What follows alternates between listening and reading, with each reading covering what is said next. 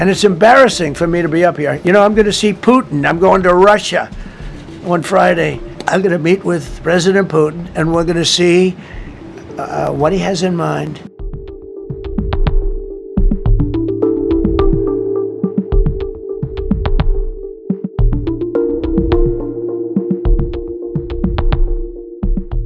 Russia has a very valuable piece of land. If Vladimir Putin would go toward business instead of toward war, you know, it's a warring nation. That's what they do. They fight a lot of wars. A friend of mine said Russia's tough because they just keep on fighting. They beat Hitler, so did we.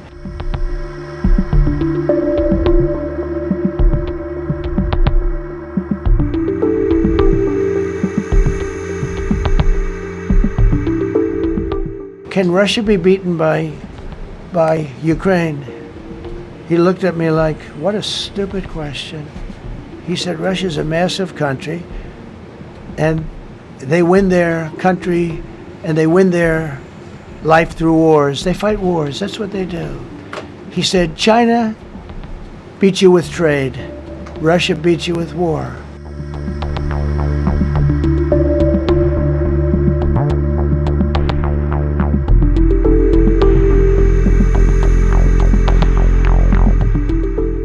I was not a friend of Russia, but I got along well with Putin. It's always good to get along with other countries if possible. But this could have been a third world war. I don't think that's going to happen now. You mentioned your upcoming meeting with President Putin. Can Yeah. you tell us what you hope to get out of that and whether you'll consider inviting President Zelensky to join? So you have to understand, this is a war that should have never happened. This is a war that wouldn't have happened if I were president. It would have never happened. It was the apple of his eye. I got along very well with President Putin. But if you look, under President Bush, they took a lot of territory. Under President Obama, they took a lot of territory. Under Biden, they essentially took the whole thing. You know, it's just a question of time. Under Trump, you know what they took? Nothing. I was the one that said, you can't build your pipeline. That was half built.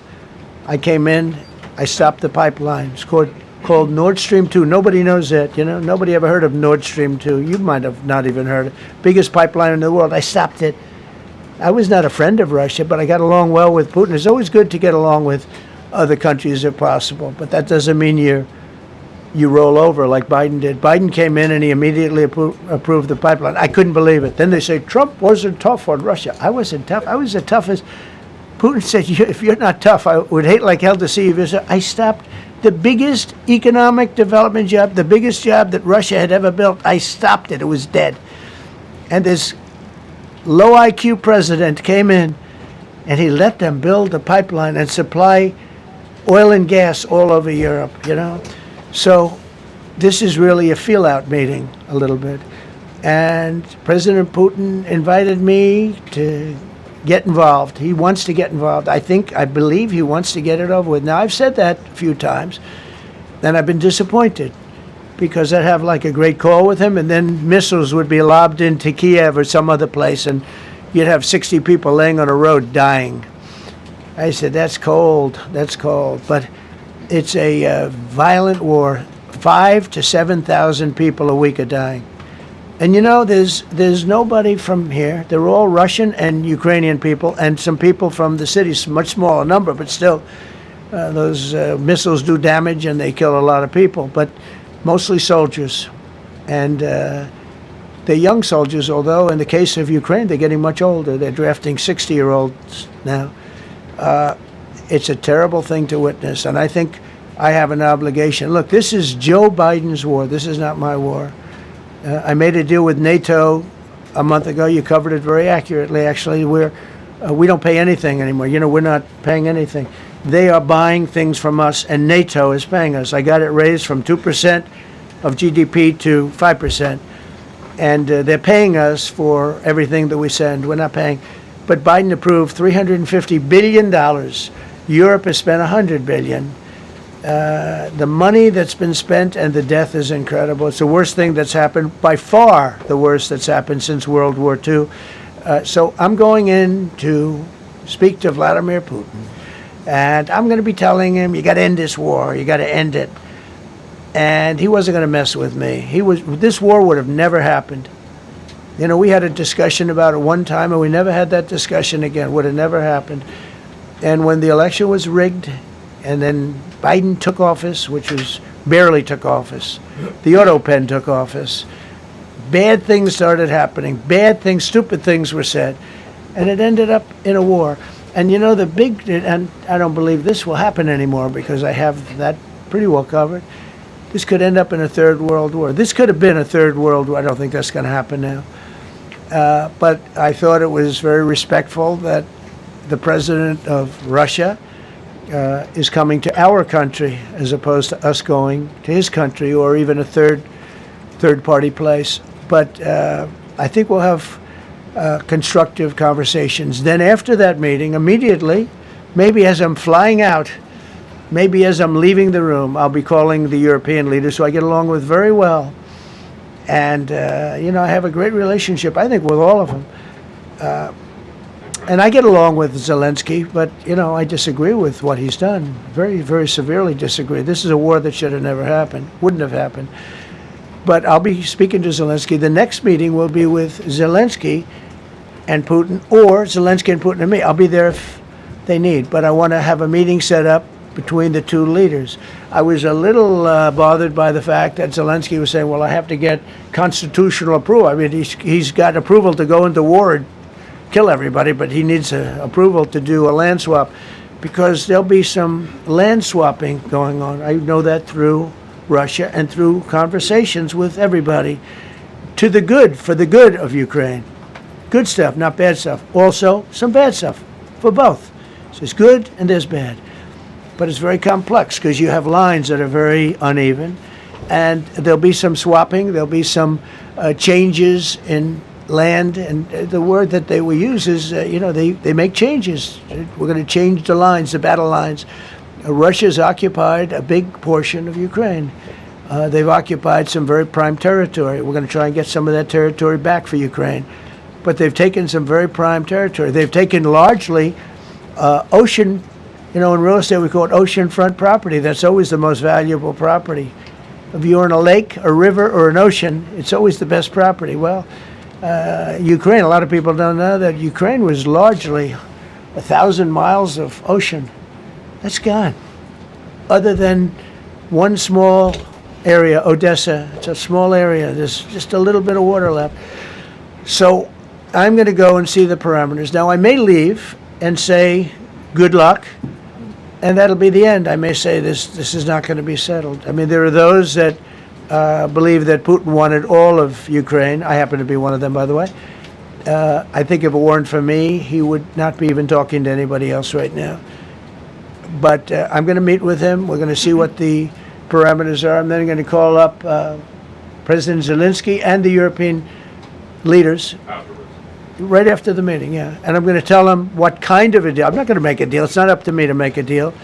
I think a deal should be made for both. I think Russia has to get back into building their country. It's a massive country. I think they have 11 time zones, if you can believe it. It's a massive, it's by far, from the standpoint of land, it's by far the largest. They have tremendous potential in Russia to do well. They're not doing well. Their economy is not doing well right now because it's been very well disturbed by this. It doesn't help when the President of the United States tells their largest or second largest oil buyer that we're putting a 50% tariff on you if you buy oil from Russia. That was a big blow. And then they say, gee, he wasn't so tough. Nobody else would have done that. And I haven't stopped there. I mean, look, I was all set to do things far bigger than that, but I got a call that they'd like to meet, and I'm going to see what they want to meet about. I'd like to see a ceasefire. I'd like to see the best deal that could be made for both parties. You know, it takes two to tango, right?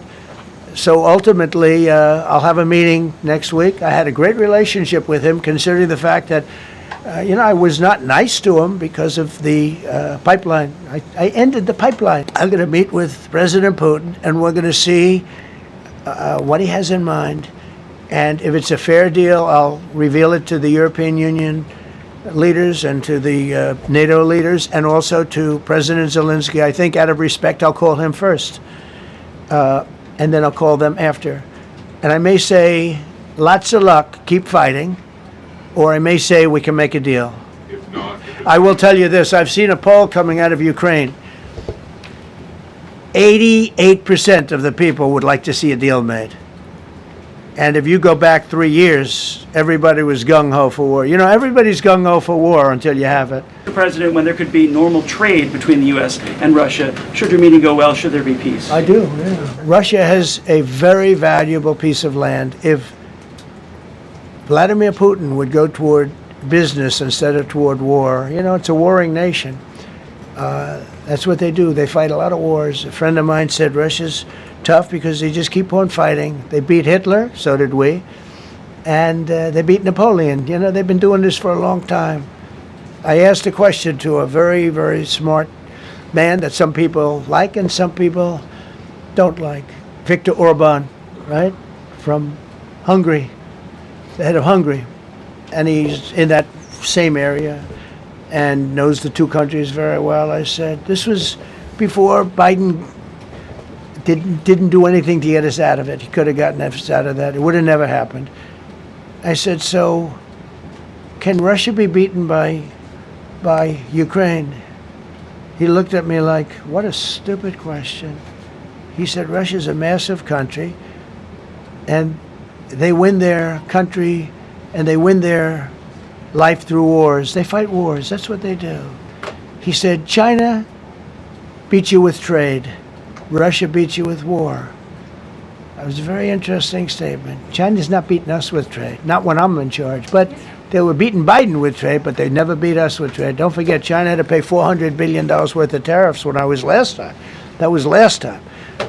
And if we didn't have COVID, all of this stuff we would be loaded. We're finding hundreds of billions of dollars of cash is pouring into our country now because of tariffs. And all we're doing is we're doing what they do to us. It's so beautiful to see it. They found last month, as you saw, $25 billion of excess cash flow. They're saying, where did it come from? I said, I'll tell you where it came from. It came from a place called tariffs, and we're doing very well. We're really doing well. But I expect to have a meeting with Putin that I think it'll be good, but it might be bad. And I'm here for one reason, to get rid of a war that somebody else started. Should have never happened. And if I could end it, great. Complex war, a lot of bad blood, But Zelensky's been there for 3.5 years. So if you put him in a room, now I will say this, ultimately I'm going to put the two of them in a room. I'll be there or won't be there, and I think it'll get solved.